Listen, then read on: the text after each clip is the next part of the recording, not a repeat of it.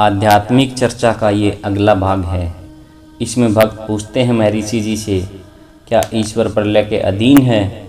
महर्षि, क्यों? मनुष्य ही आत्म अनुभव के फलस्वरूप प्रलयातीत होकर मुक्ति लाभ कर लेता है।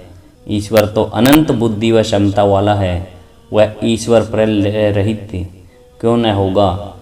भक्त, क्या देव तथा पिशाच भी इसी प्रकार के होते हैं? महर्षि, हाँ। भक्त, हम चैतन्य ब्रह्म का चिंतन किस प्रकार करें? महर्षि, केवल उसके अस्तित्व भाव से। भक्त, क्या उसे आत्म प्रकाशमान माने? महर्षि, वह प्रकाश तथा अंधकार दोनों से परे है। मनुष्य दोनों का अनुभव करता है। आत्मा ही जीव को प्रकाश व एवं अंधकार अनुभव करने का ज्ञान प्रदान करता है। भक्त, क्या ऐसा अनुभव करें कि मैं शरीर नहीं हूँ, मैं करता नहीं हूँ और न भोगता हूँ इत्यादि? महर्षि, ये विचार क्यों? क्या इस प्रकार इस समय हम यह विचार कर रहे हैं कि मनुष्य है? इन विचारों के न रहने से क्या हम मनुष्य नहीं रहते? भक्त, फिर क्या हमें शास्त्र वाक्य आदि द्वारा यह अनुभूति प्राप्त करनी चाहिए? महर्षि, वह भी क्यों? भक्त, यदि हम यह अनुभव करें कि मैं ही वास्तविक हूँ, क्या यह पर्याप्त होगा? महर्षि, साक्षात्कार के साथ सारे संकल्प असंगत हैं। सही स्थिति तो यह है कि हम अपने संबंध के तथा अन्य सब प्रकार के संकल्पों को बाहर निकाल दें। संकल्प एक वस्तु है तथा साक्षात्कार पूर्णतः दूसरी। भक्त, आध्यात्मिक प्रगति के लिए क्या यह कम से कम लाभदायक अथवा आवश्यक नहीं कि देह दृष्टिगोचर ही न हो? महर्षि, तुम इसके विषय में क्यों सोचते हो? क्या तुम देह हो? भक्त, नहीं, किंतु उच्च आध्यात्मिक स्थिति में देहगत परिवर्तन अवश्यंभावी हैं। क्या ऐसा नहीं है? महर्षि, तुम देह में क्या परिवर्तन चाहते हो और क्यों? भक्त, अदृश्य हो जाना क्या ज्ञान का द्योतक नहीं है? महर्षि, इस दृष्टि से वे सब लोग जो भाषण व लेखन का कार्य करते हैं अथवा जिन्होंने दूसरों की दृष्टि में रहकर जीवन व्यतीत किया है, वे सब अज्ञानी माने जाने चाहिए।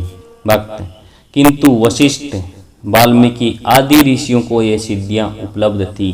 महर्षि, उनका ऐसा ही प्रारब्ध होगा कि उनके ज्ञान के साथ साथ उनकी सिद्धियां भी विकसित हों। तुम ऐसी वस्तु की कामना क्यों करते हो जो आवश्यक नहीं है, अपितु ज्ञान मार्ग में बाधक है? देह के दिखाई पड़ने से क्या ज्ञान को कोई कष्ट होता है? भक्त, नहीं। महर्षि, सम्मोहन का ज्ञाता स्वयं को सहसा अदृश्य कर सकता है, क्या इससे वह ज्ञानी हो जाता है? भक्त, नहीं। महर्षि, दृश्य तथा अदृश्य का संबंध दृष्टा से है। वह दृष्टा कौन है, पहले इसका निश्चय करो। अन्य विषयों का कोई महत्व नहीं है। भक्त, ब्रह्मांड की उत्पत्ति के संबंध में वेदों में परस्पर विरोधी मत हैं। एक स्थान पर आकाश तत्व की सृष्टि प्रथम बताई गई है, अन्यत्र प्राण की, पुनः किसी अन्य वस्तु की, कहीं जल की और इसी प्रकार। इनका समन्वय किस प्रकार हो? क्या इससे वेदों की प्रामाणिकता में कमी नहीं आती?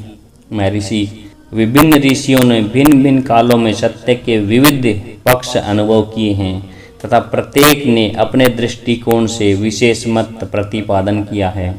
उनके परस्पर विरोधी विचारों से तुम क्यों चिंतित होते हो? वेदों का मुख्य उद्देश्य तो हमें अविनाशी आत्मा का ज्ञान कराना है तथा हम वही आत्मा हैं यह दिखाना है।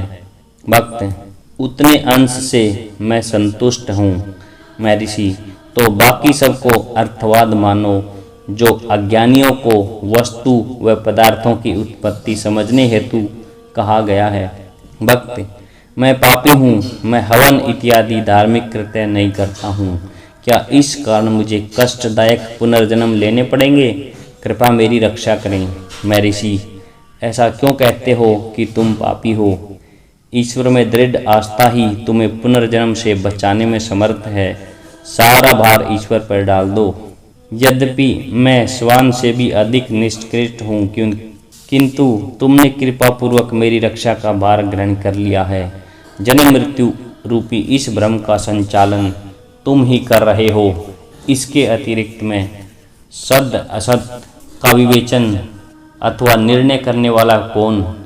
क्या मैं इस जगत का स्वामी हूँ? हे महेश्वर, चाहे तू मुझे देहों में भटका जन्म मृत्यु द्वारा अथवा स्वयं अपने चरणों में स्थिर रहने दो, अतः श्रद्धा रखो, उसी से तुम्हारी रक्षा होगी। भक्त: पूज्यवर, मुझे श्रद्धा है, फिर भी मार्ग में बाधाएं आती हैं। ध्यान के अभ्यास के बाद मुझे दुर्बलता तथा अस्थिरता पीड़ित करते हैं। भक्त: महर्षि, ठीक प्रकार से प्राणायाम करने से शक्ति में वृद्धि होगी। अब महर्षि जी कहते हैं कि आप प्राणायाम करो तो आपके शरीर में जो दुर्बलता है और अस्थिरता है वो सारी दूर हो जाएंगी। भक्त: मैं अपने व्यवसाय का काम करते हुए भी सदैव ध्यान में रहना चाहता हूँ। इन दोनों में विरोध तो नहीं है? महर्षि, इसमें कोई विरोध नहीं होगा।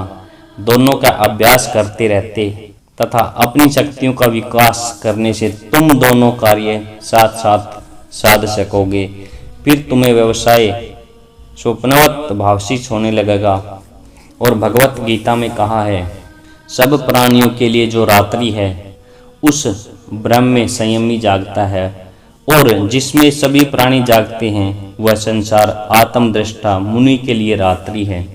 अब महर्षि जी क्या है गीता का कथन बताते हैं, उसमें क्या कहते हैं, जो रात्रि में जागता है वो संयमी है, और आत्मदृष्टा मुनि के लिए रात्रि है। जिसमें सब प्राणी जागते हैं उसमें मुनि उसके लिए रात्रि है, मतलब जिस दिन उनके लिए रात्रि है और रात्रि उनके लिए दिन हो जाता है। एक यात्री ने पूछा है, मोक्ष प्राप्ति के लिए क्या करें? महर्षि, यह जानो कि मोक्ष क्या है। भक्त: क्या इसके लिए मुझे उपासना करनी चाहिए?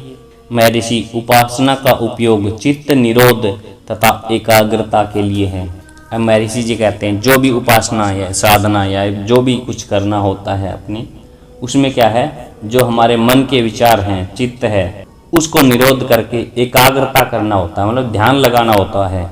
अपने विचारों को निरोध करना और ध्यान लगाना ही मुख्य है, उसी को उपासना कहते हैं महर्षि जी।